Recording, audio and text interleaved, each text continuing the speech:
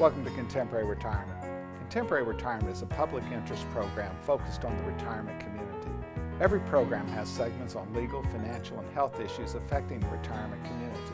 Contemporary Retirement is sponsored in part by a major grant from the Family Heritage Trust Company. Contemporary Retirement is sponsored by Family Heritage Trust Company. The Family Heritage Trust Company is an independent bank chartered trust company established by local professionals to provide fiduciary services, including fee-based investment advice, trust services, retirement planning, and tax planning. The Family Heritage Trust Company is committed to client service in our communities. For more information, call the Family Heritage Trust Company at 301-631-5900. Contemporary Retirement is sponsored in part by a grant from R. Thomas Murphy & Associates, P.C. R. Thomas Murphy & Associates is one of Franklin County's leading law firms, emphasizing estate, trust, elder law, and medical assistance planning. Welcome to the Is It Legal feature on Contemporary Retirement. Is It Legal focuses on the legal issues affecting the retirement community. With me today is Tom Murphy from the R. Thomas Murphy Law Firm with offices in Waynesboro, Chambersburg, and McConnellsburg. Welcome to the show, Tom. Good morning, Mike. You know, Tom, we mentioned last week how you select a high-quality elder law attorney, National Academy of Elder Law Attorneys, and I know you have a specialized certification as well. Absolutely. The certified elder law attorney designation that we both share is just, the gold standard for practicing in this area, simply because of the experience and the testing and all the other requirements. And most people don't realize is that most of the attorneys in this area are not going to be able to obtain a board certified because you have to have 50 case peer review. Most of them don't have 50 cases. Absolutely. You got to be doing this every day, every week, and every year. And if you can't do that, you can't even prepare to take the test. In addition to testing and continuing education requirements and so forth. So it's a very high level of expertise, and we basically find that most people who do not engage in this practice all the time, which is what our practice does, really don't deliver the best advice.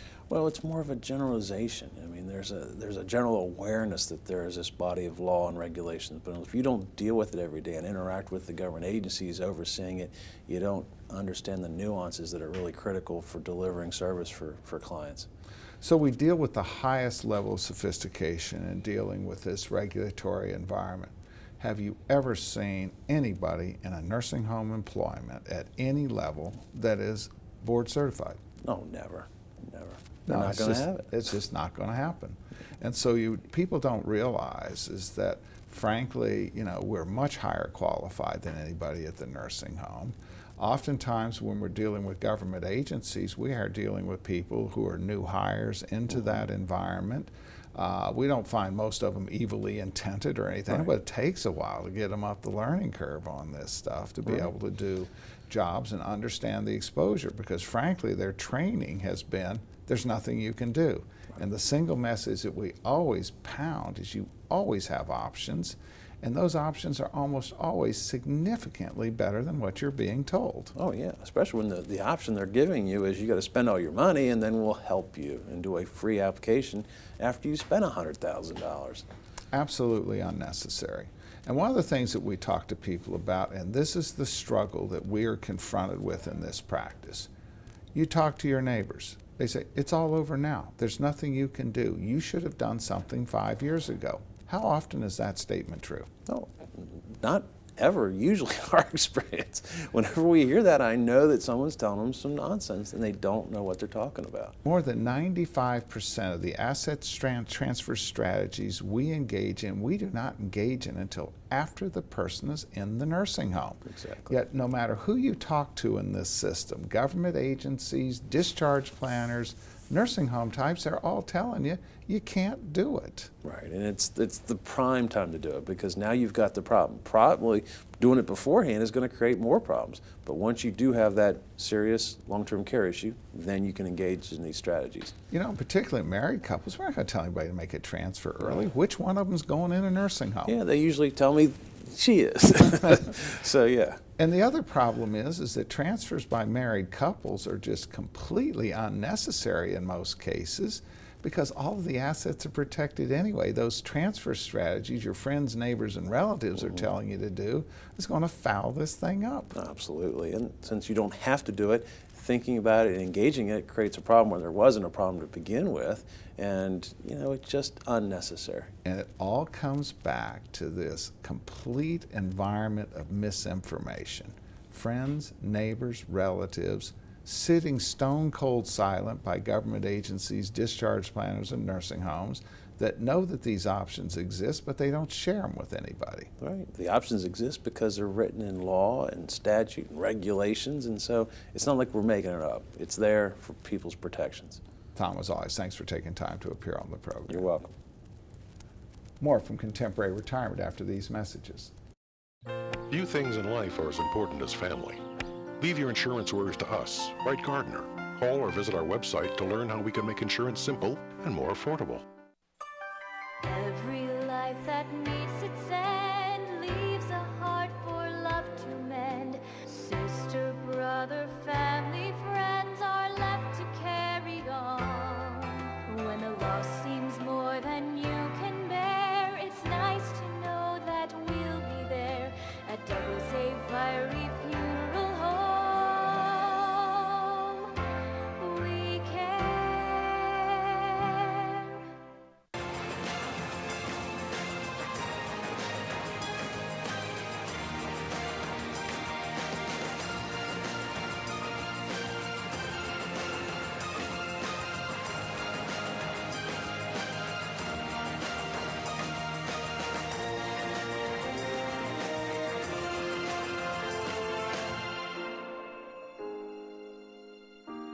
Call Ed Lowe to help put your mind at ease.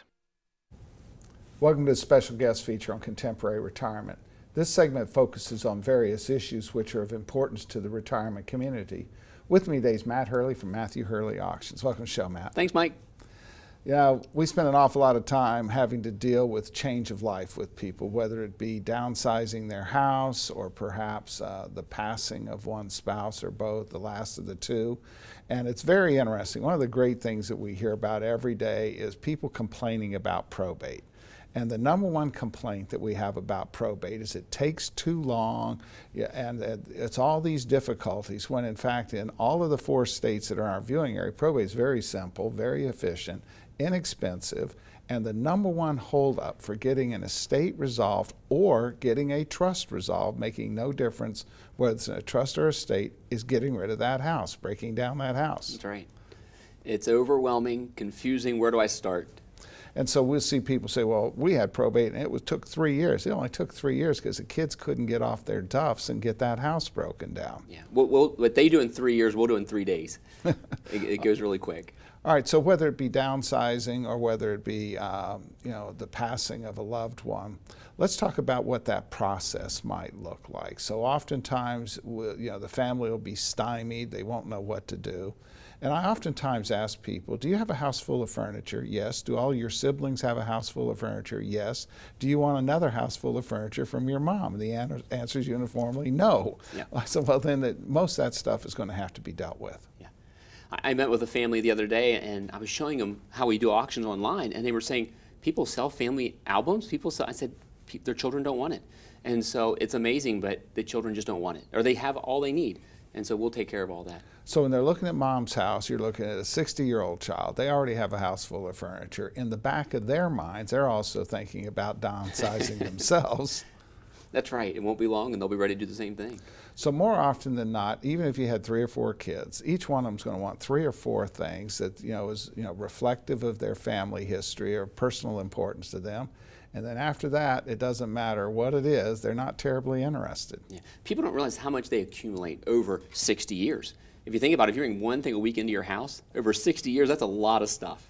And how much of it gets thrown away? Well, not a lot. They store it somewhere. There's a corner somewhere it goes.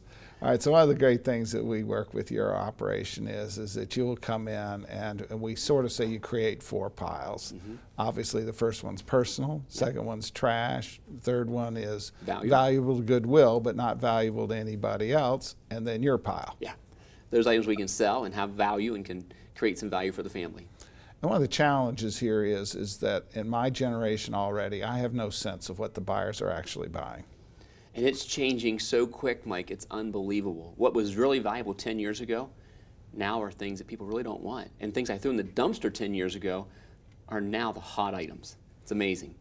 And of course, that beautiful furniture oftentimes, which had great value 10 years ago, may not have as much today. The beautiful mahogany furniture that Grandma protected for years, now they buy it and paint it white and sell it as white furniture.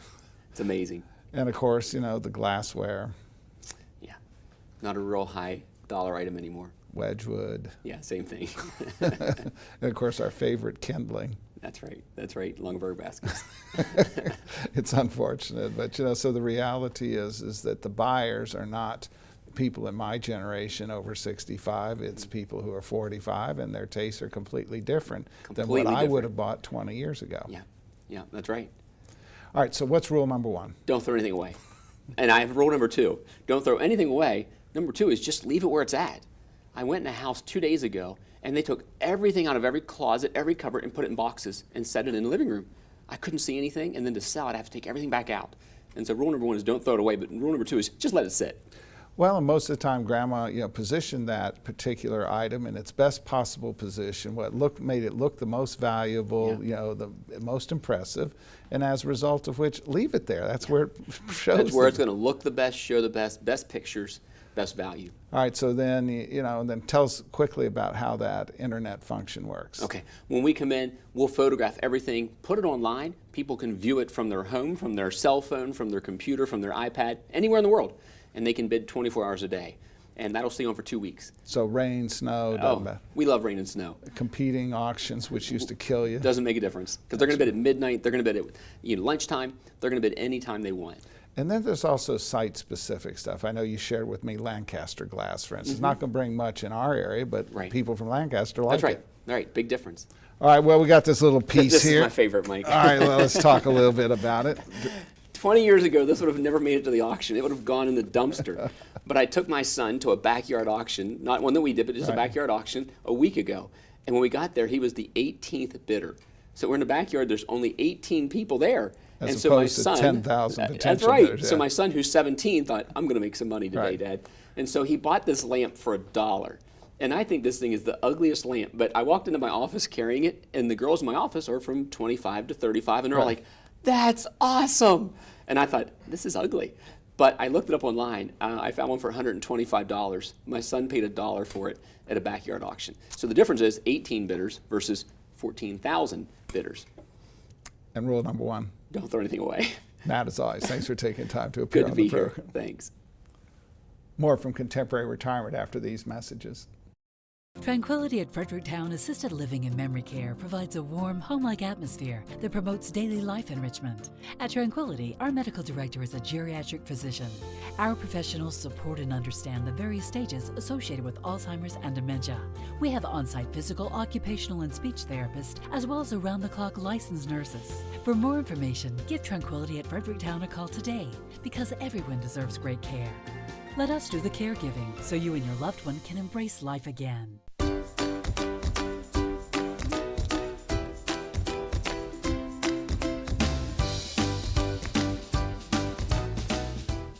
Guys, I thought you were supposed to be working in the yard. But Dad, just one more bid on HurleyAuctions.com. If you haven't visited HurleyAuctions.com, you don't know what you're missing. Whether you're buying or selling, antique cars, tractors, boats, or real estate, you can do it all at HurleyAuctions.com. Get to know Dr. Carrie Hesley at Diagnostic Imaging Services. What I find most rewarding is caring for women through our Women's Imaging Center. We have a caring staff that will ease patients through an ultrasound, bone densitometry, breast biopsy, or mammogram. Our health team is sensitive to emotions involved in women's imaging and understands that every woman is at risk for breast cancer. Providing the community with a center that is so dedicated to breast health and the imaging needs of women is something special. DIS Women's Imaging Center, providing women with progressive care.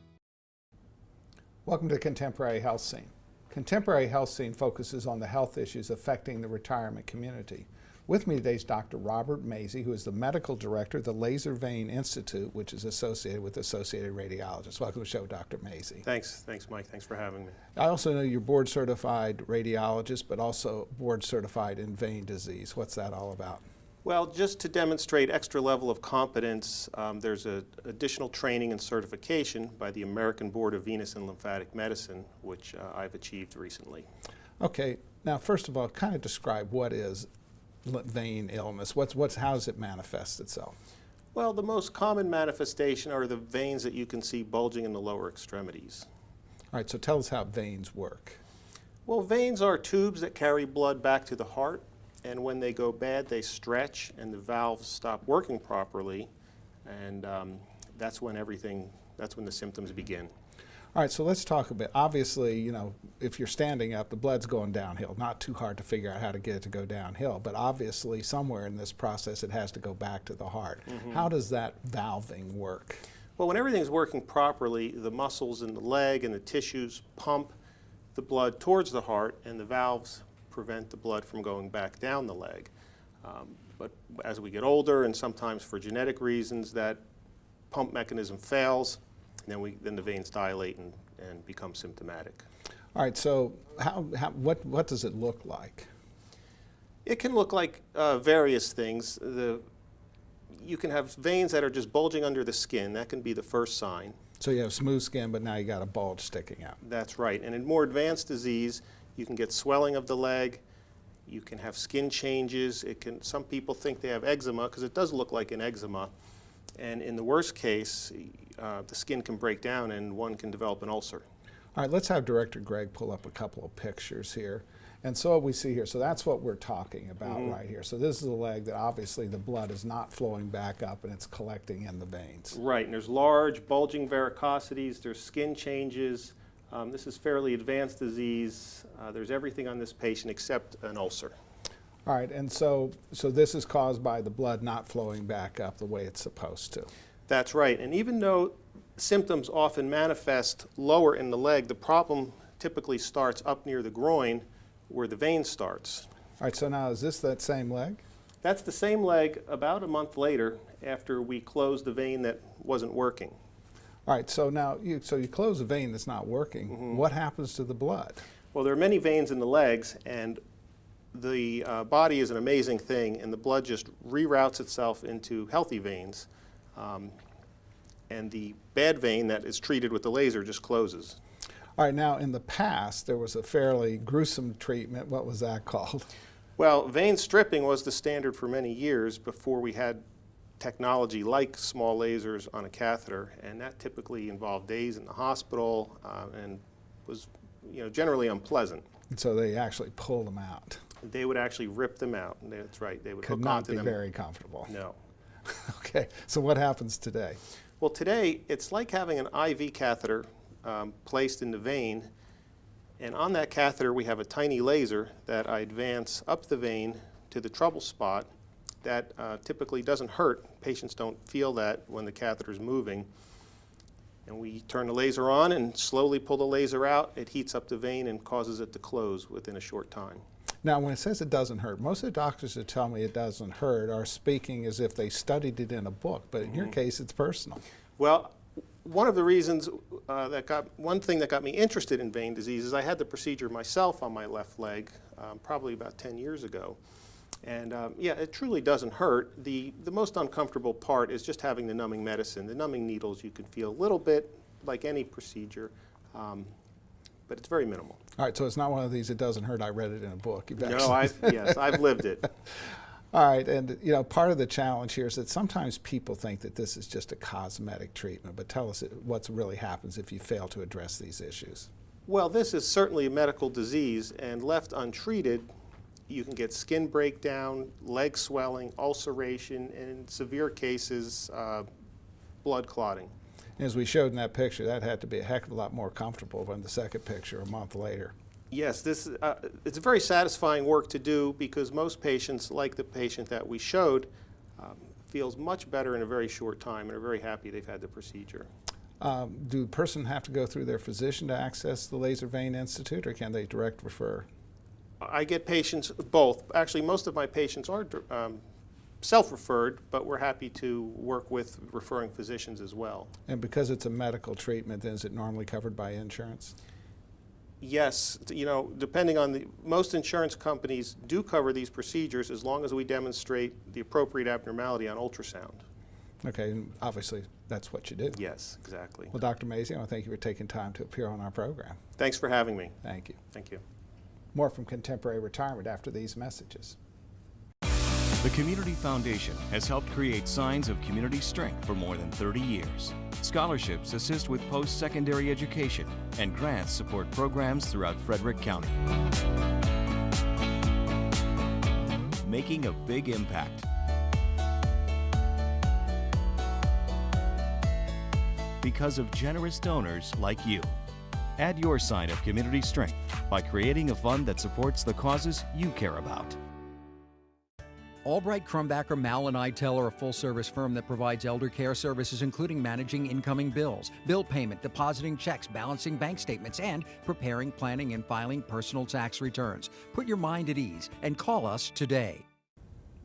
Welcome to the Making Sense feature on Contemporary Retirement. Making Sense focuses on the financial issues affecting the retirement community.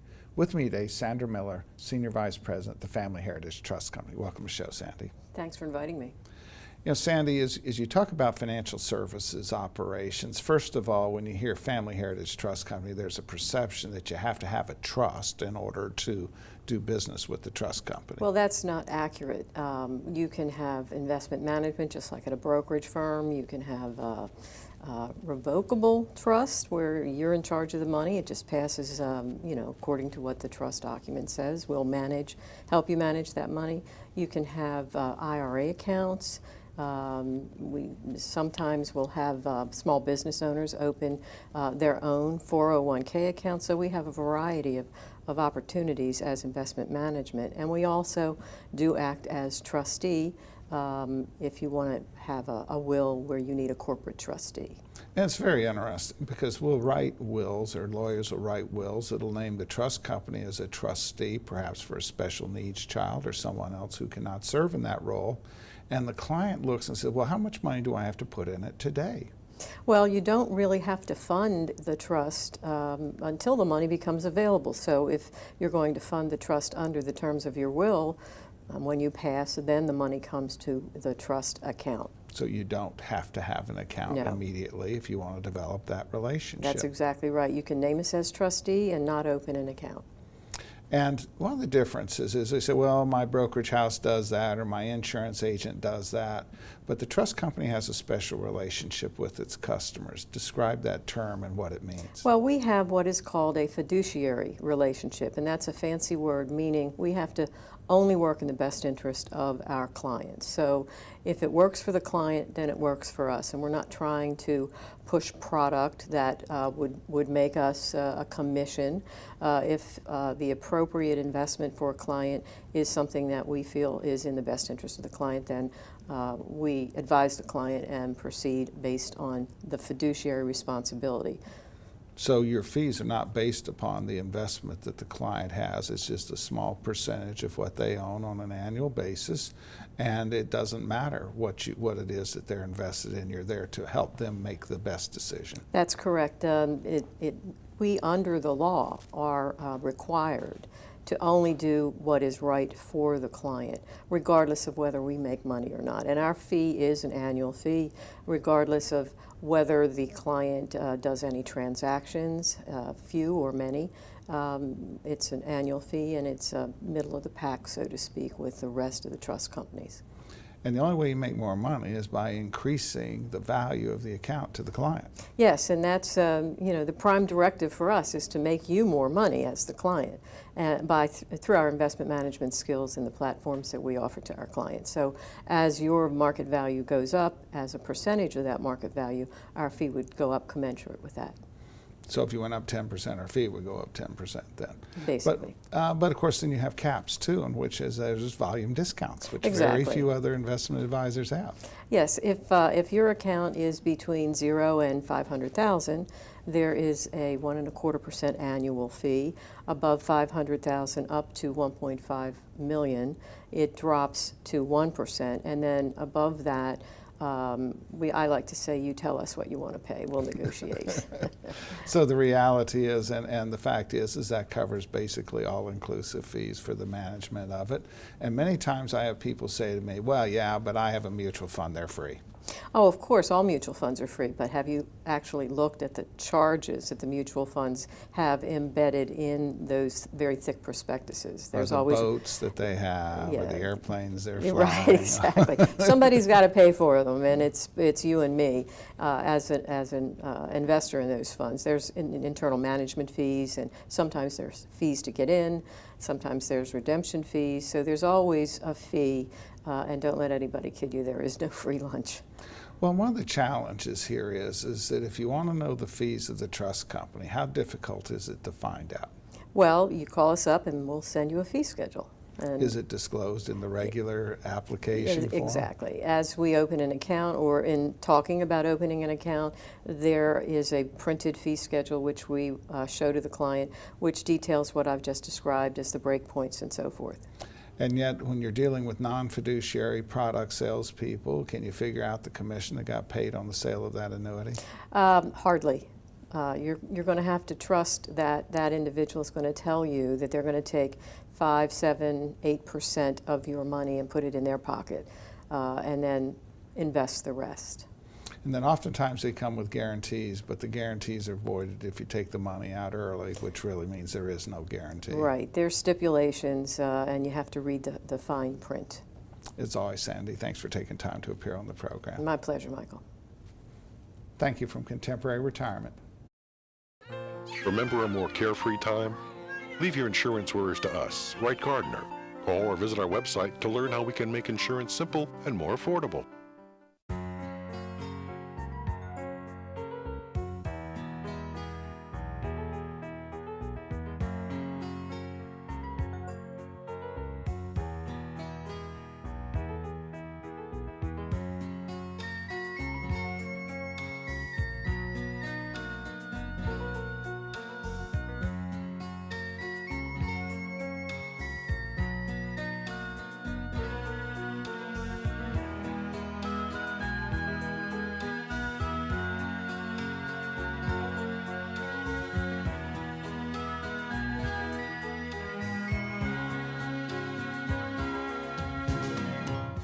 These days, it seems like everything's online, and filling out claim forms and receiving and paying bills online isn't always easiest. That's why we at Quality First Insurance encourage you to just give us a call. Let us help. Hi there, I'm Paul Sweeney with Quality First Insurance, and it's still just this simple. Our offices are open every weekday where you'll be able to call and speak to real, live people. No detail was missed. I'm so glad that I turned to Quality First Insurance. I've recommended Quality First Insurance to my friends who've been just as satisfied. If you're not happy with what you're paying for Medigap, or more importantly, not happy with your service, give us a try. We're locally owned, and we take the time to provide you with the best. We are Quality First Insurance, and our mission is to provide quality products to quality people. Pick up the phone and give us a call today at 800-745-1411.